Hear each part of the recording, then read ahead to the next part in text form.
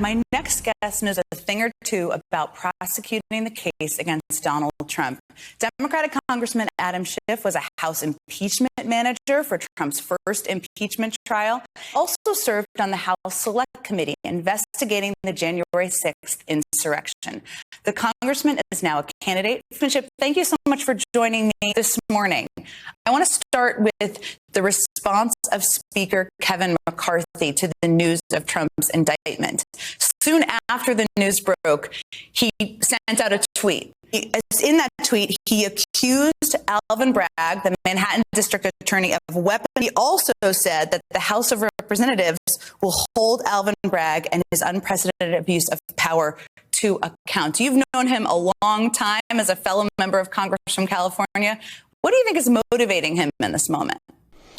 Well, I think what's motivating him is he senses the base of the Republican Party is he's doing what he and Jim Jordan and others did during the impeachment proceedings, and that is act as a kind of surrogate criminal defense team for Donald Trump, run interference, in this case, tried to interfere with the Manhattan District Attorney prosecution.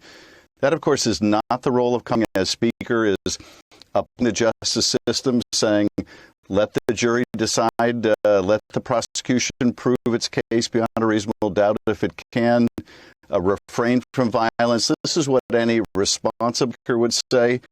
But you know, it's sadly under dolt around his personality and shredding any devotion it once had to the rule of law.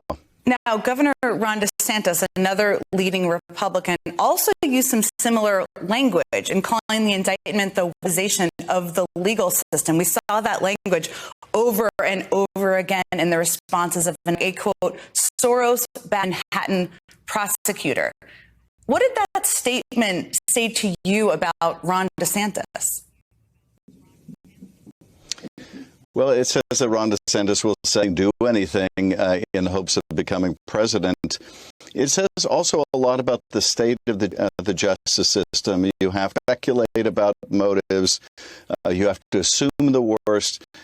And in that statement as well, you have to disregard the law. Say you won't extradite someone accused of in order to be competitive in the Republican primary. He goes beyond, which is, not so thinly veiled anti-Semitic element that is very popular within certain portions of Trump's base. And how despicable is that this is what's necessary to compete. But I think that's where, and he needs to appeal to them. Yeah, that anti-Semitic trope is something we've seen over and over again in their responses. Now, you're a Harvard Law School graduate. So is Governor DeSantis. I know you probably took some similar classes. Did you see that? And have you seen some of his comments and think? He certainly knows about the law. He knows what his obligation is to extradite someone who is accused of a crime in another state. He's not a stupid person. He understands this very well. But the thing he also understands is what's the path to power in the GOP nominator. That's, I think, a terrible use of his legal education. It is, putting ambition over any other principle, scruple. Nothing else matters except ambition. I'm reminded of something Adam Kinzinger. He and Liz Cheney are so courageous. It's just that they're surrounded by cowards. And this is a kind of a cowardly action by Ron DeSantis to try to compete with Donald Trump on Trump's own turf. You have, in addition to the Manhattan District Attorney's case and the indictment this week, there are three. The department has been too slow investigating Trump for his role in the January 6th insurrection, and that the DOJ should have been first to bring charges on that, or that would have been preferable, I should say. Why do you think that it has not been faster in its investigation and really coming to a conclusion in that? The Justice Department is responding to badly politicized the department was under Bill Barr, someone who interfered to try to stop the case that is now being brought in Manhattan to stop the Southern District of New York, the federal prosecutors from proceeding with that case. someone intervene, less to make the case against Lynn, another person who lied to cover up for Donald Trump, go away completely. After that kind of terrible politicization, I think Merrick Garland laudably wants to establish the department's reputation for independence. And while that's laudable for president, and I think they were very slow to go after anyone except the foot soldiers who broke into the Capitol and beat the police officers that day. The Congress, oddly enough, was ahead in the investigation of the multiple lines of effort by Donald Trump and some Congress is. You don't expect us to be ahead of the Justice Department, but we were, and they've been playing catch up for the last year and a half. I think they're coming to, hopefully, to a conclusion one way or another. And the hiring of special counsel, I think, was very important.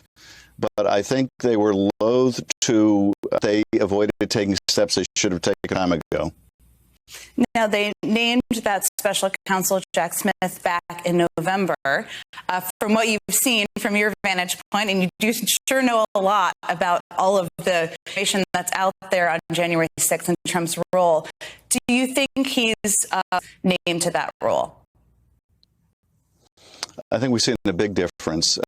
This is a new, I think, level of aggressiveness and urgency at the Justice Department. There were a great many witnesses who simply refused to testify before the January 6th committee.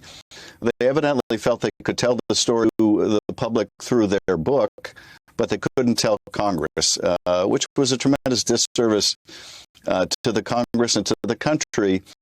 But now the special counsel is in them before the grand jury. He's litigating these false claims of privilege, important testimony, because these are the people around Donald Trump who are best able to testify as to his intention, his culpability, what his mental state was, what he understood and when he understood. So I think these are some of the most important grand jury take place with the most significant witness towards the end of an investigation.